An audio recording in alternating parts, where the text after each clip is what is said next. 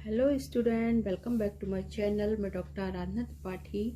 आज मैं आप लोगों के लिए बीएससी बीकॉम पार्ट फर्स्ट का सेकंड सेमेस्टर का जो को करिकुलर कोर्स का पेपर है फर्स्ट एड एंड हेल्थ का पार्ट सेकंड वीडियो लेकर आई हूँ।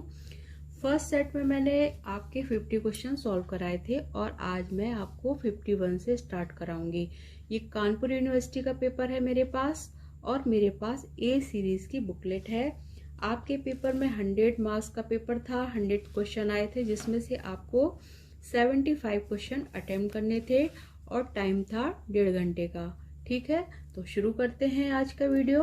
और अगर आप मेरे चैनल पर पहली बार आए हैं प्लीज लाइक शेयर सब्सक्राइब कीजिए और कमेंट्स भी कीजिए। तो शुरू करते हैं। 51 से स्टार्ट करेंगे। मध्य तिमाही गर्भपात के लिए इस्तेमाल की जाने वाली दवा है, तो इसको हम लोग कहते हैं मिफेप्रिस्टोन। राइट आंसर है ए। 52 देखिए, बच्चों और हल्के वजन के हताहतों को ले जाने के लिए किस विधि का उपयोग किया जाता है, तो इस विधि को हम पालना विधि कहते हैं।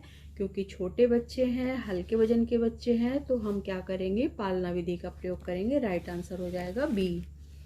वयस्क मानव में आरबीसी का निर्माण कहाँ होता है, ये होता है अस्थि मज्जा में। राइट आंसर हो जाएगा बी। निम्नलिखित में से कौन सा पुरुष में प्राथमिक यौन अंग है, तो राइट आंसर है वृषण। Right answer A. निम्नलिखित में से कौन सा प्रोटीन हृदय तथा श्वास संबंधी केंद्र और केंद्रीय तंत्र का तंत्र को प्रभावित करता है, तो राइट आंसर है ए न्यूरोटॉक्सिन ए। किडनी की क्रियात्मक इकाई क्या है, किडनी की क्रियात्मक इकाई को नेफ्रॉन कहते हैं। राइट आंसर सी हो जाएगा। जन्म के समय नवजात शिशु की लंबाई कितनी होती है, तो ये होती है 45 से 55 सेंटीमीटर। अगर इंच में पूछा जाता तो 18.5 से 20.9 इंच तक हो सकती है। 2 वर्ष के अंत तक बच्चों में कितने दांत आ जाते हैं, तो ये 20 दांत आ जाते हैं। राइट आंसर बी हो जाएगा। योनि डायफ्राम की क्रिया है क्या है, शुक्राणु को अंडाणु के संपर्क में आने से रोकना। राइट आंसर हो जाएगा सी।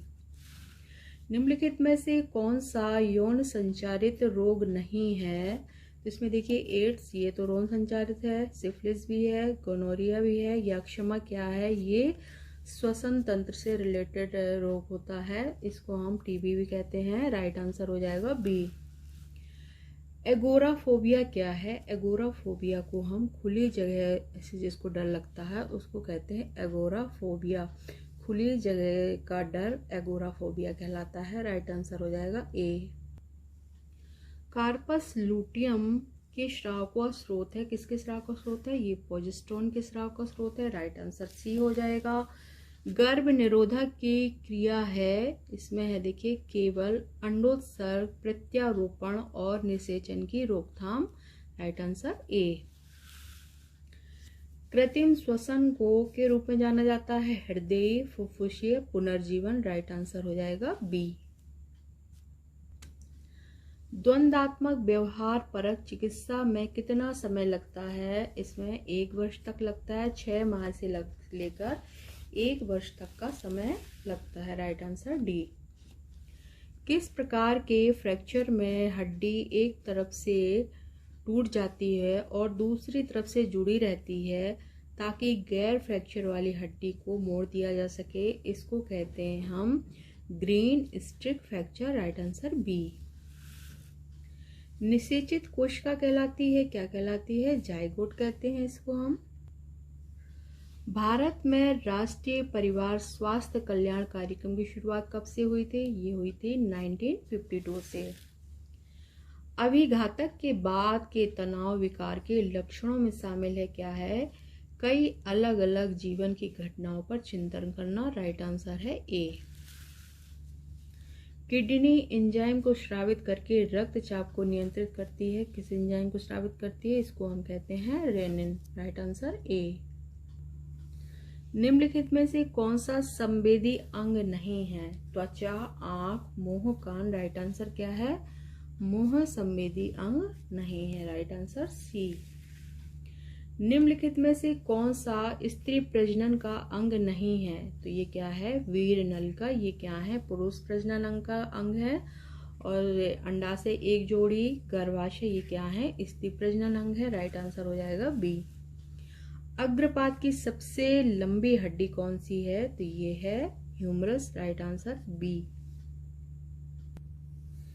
किडनी लाल रक्त कणिकाओं के उत्पादन को स्रावित करके बढ़ाते हैं। क्या बढ़ाते हैं? एरिथ्रोपोएटिन। Right answer D. मानव शरीर में निषेचन की प्रक्रिया कहाँ होती है? तो ये डिंबवाही नलिका में होती है। राइट आंसर बी हो जाएगा। नवजात शिशु में हीमोग्लोबिन का स्तर कितना होता है? तो ये होता है 14 से 24 ग्राम तक होता है। ठीक है, लेकिन इसमें 14 से 24 तो कोई ऑप्शन नहीं है। राइट आंसर हम लोग 18 मानेंगे। Right answer C. भय का एक विकार एक प्रकार है। ये क्या है? काल्पनिक। Right answer D. शुक्र जनन नलिकाएं निम्नलिखित के बाद केंद्रीय लुमेन विकसित करती हैं। तो इसको क्या कहते हैं हम? यौवन। Right answer C. निषेचन के कितने बाद इम्प्लामेंटेशन होता है? तो ये होता है 8 दिन बाद होता है। राइट आंसर ए है। नवजात शिशु में हड्डियों की संख्या कितनी होती है? ये होती है 270। निम्नलिखित में से कौन सा एक पुरुष द्वारा उपयोग किया जाने वाला जन नियंत्रण उपकरण है? तो इसको हम कहते हैं निरोध। Right answer C. जन्म के समय शिशु के मस्तिष्क का भार कितना होता है? ये 350 ग्राम होता है। राइट आंसर हो जाएगा ए। अवसाद के लिए प्रथम पंक्ति उपचार क्या है? अवसाद रोधी। राइट आंसर सी। गर्भकालीन अवस्था लगभग कितने दिन की होती है? ये 280 डेज की होती है। इनमें से कौन सी नर स्तन ग्रंथियों में एक सहायक जनन ग्रंथि है? तो इसको हम कहते हैं प्रोस्टेट ग्रंथि। राइट आंसर है बी। सर्वदाता रक्त समूह कौन सा है? तो सर्वदाता है ओ रक्त समूह होता है। झूठी मान्यताएं हैं जो भ्रामक दिखाए जाने के बाद भी दूर नहीं होती हैं। तो इसको हम कहते हैं साइजोफ्रेनिया। राइट आंसर हो जाएगा बी। XX गुणसूत्र पाए जाते हैं। किसमें पाए जाते हैं? माता में पाए जाते हैं। निम्नलिखित में से कौन सी एक अंतःस्रावी ग्रंथि नहीं है? थायराइड, एड्रिनल, पीयूष, ये क्या है? ये अंतःस्रावी ग्रंथियां हैं। और लार ग्रंथि क्या है? ये बाह्यस्रावी ग्रंथि है। राइट आंसर हो जाएगा डी। गुणसूत्रों की संख्या कितनी होती है? गुणसूत्रों की संख्या 23 जोड़ी होती है। एक गंभीर मानसिक स्थिति जो वास्तविकता से संपर्क के नुकसान से सांकेतिक होती है, उसे क्या कहा जाता है? उसे हम कहते हैं मति भ्रम। इसमें देखिए गति भ्रम लिखा है, गति भ्रम नहीं होता है, इसको हम मति भ्रम कहते हैं। राइट आंसर हो जाएगा बी। आनुवंशिकता का अणु है। आनुवंशिकता का अणु क्या होता है? डीएनए होता है। माता का प्रथम दूध कहलाता है, क्या कहलाता है? इसको हम कहते हैं colostrum. Right answer C. XY गुणसूत्र पाया जाता है किसमें? पिता में पाया जाता है। राइट आंसर हो जाएगा बी। कौन सा जहर व्यापक रूप से अवशोषित होता है? तो इसको हम कहते हैं क्षारीय। राइट आंसर हो जाएगा सी। हर वर्ष दुनिया में भर में कितनी महिलाओं की मृत्यु प्रसव या गर्भावस्था की जटिलताओं के कारण हो जाती है? लगभग 45 लाख महिलाओं की मृत्यु प्रति वर्ष गर्भावस्था की जटिलताओं के कारण हो जाती है। Right answer A.